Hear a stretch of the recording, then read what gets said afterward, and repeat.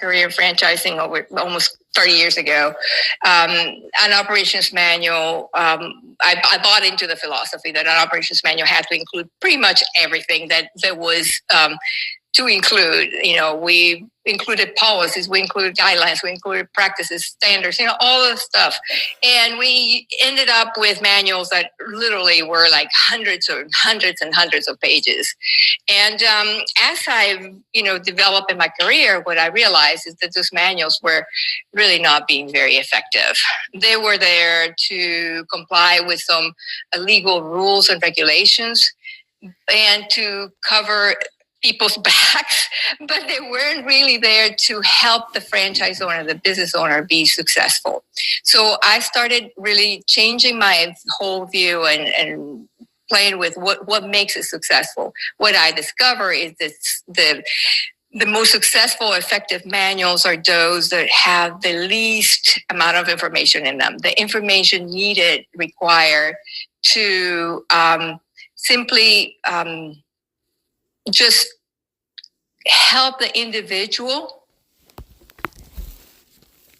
replicate success in a consistent manner.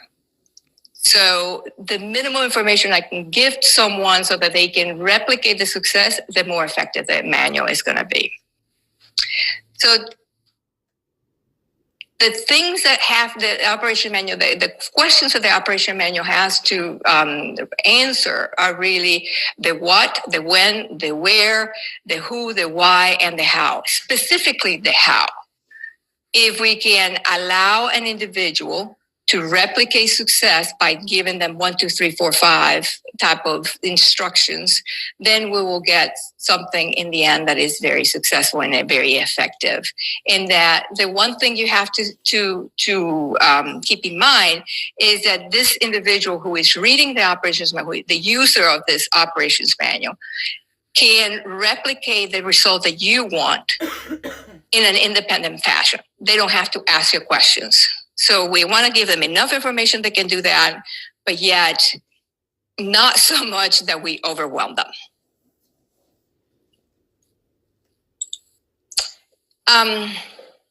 The question is, why do we need an operations manual, right?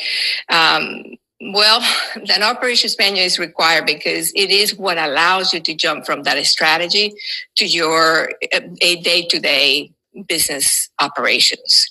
Without that, what happens is that people are not going to be consistent in the way that they do their tasks.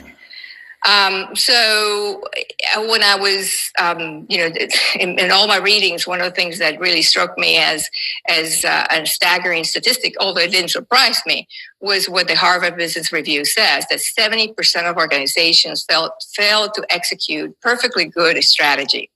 So, and that doesn't surprise me because I've dealt with enough business owners that create these wonderful business plans, but they never get to execute them because they get distracted, because they don't know how to take those goals into the daily operations.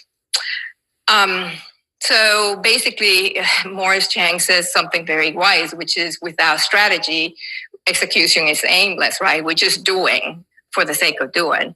But without execution, the whole planning and strategy is totally useless, right?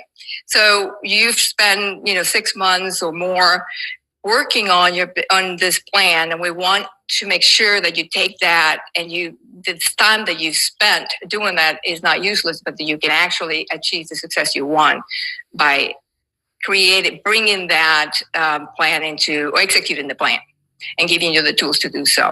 And operations manual basically allows you to translate that strategy and goals into the executable steps that you and your staff will require to achieve your success. So